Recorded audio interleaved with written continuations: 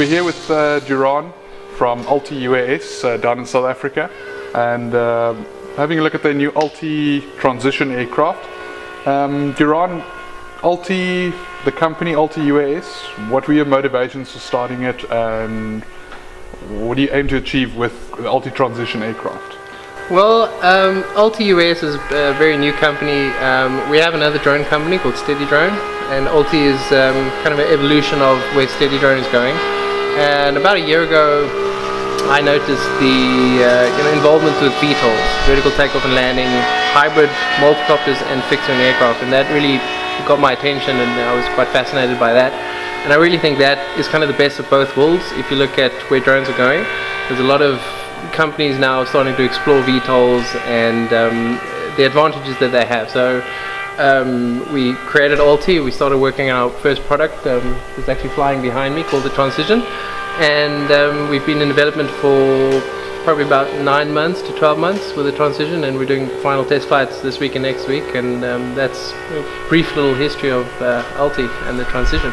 Alright, and then Transition itself, the aircraft, could you tell us a little bit more about the specs, flight time, endurance, the type of materials used, the type of engines, yep, and all that? Sure. The Transition is basically, what we call a double hybrid. So it's an electric and fuel petrol-driven aircraft, but it's also a multi-copter and fixed-wing aircraft. So we call it a double hybrid. So essentially, it's a 2.8 meter fixed-wing aircraft. The aircraft was designed in Australia by a company called Carbonics, and it's an incredibly efficient wing in terms of the shape and the airfoils and the winglets and everything. And we then built it from the ground up as VTOL with four electric quadcopter motors. So essentially it can take off and land vertically, go straight up, and then does a transition into fixed wing flight, which can then do missions flying for up to 6 hours, because it's got a 4-stroke 21cc petrol motor, so our efficiency and the fixed wing and the long endurance is there. And then when you're done with the mission, it back transitions into a multicopter and just lands vertically. So basic specs, 2.8 meter wingspan, so it's very compact. We only have 4 connecting points in terms of assembling the aircraft, so it's incredibly compact and incredibly quick to assemble and work. So from in the case to in the air, you're looking at 5-10 minutes, so it's a very rapidly deployable aircraft as well. 2.8 meter wingspan, you have about 5 minutes in terms of hovering, but normally it takes us half a minute to get up to altitude for the transition, and even less on a back transition. And then endurance in actual mission fixed wing flight of up to about 6 hours. Alright, and who do you envision will use the Ulti? What kind of applications do you see for the airframe? Well, we announced the Ulti in June, July with the Unmanned Systems Technology magazine.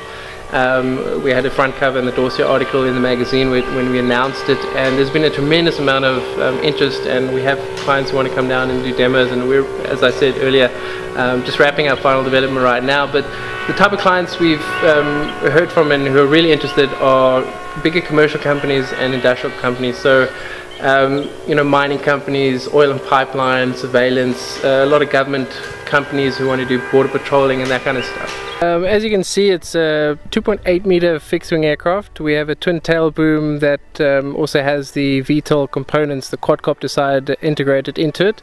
The VTOL motors we have in carbon motor pods, obviously making it aerodynamic and quite slippery. The whole wing is incredibly slippery and efficient. Very good design work by D3 Applied Technologies and Carbonics, the manufacturer of the actual airframe itself. And we have quite a long nose section. Fuel tank is integrated into the tank, or into the airframe itself, inside under the avionics bay.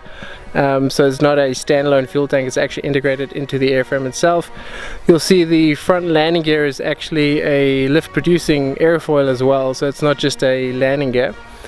We have split elevator on the back for redundant control surfaces, and even if we do lose fixed wing flight control surface, the VTOLs obviously will kick in and produce a fail safe, and being able to land it safely on the ground again. We spent quite a lot of time developing the wire rope dampener for the single cylinder combustion engine. As you know, there's quite a lot of vibration with a single piston engine like that. We also have a wire rope dampening on the avionics itself, so it does a really good job cutting out any vibration for the actual airframe.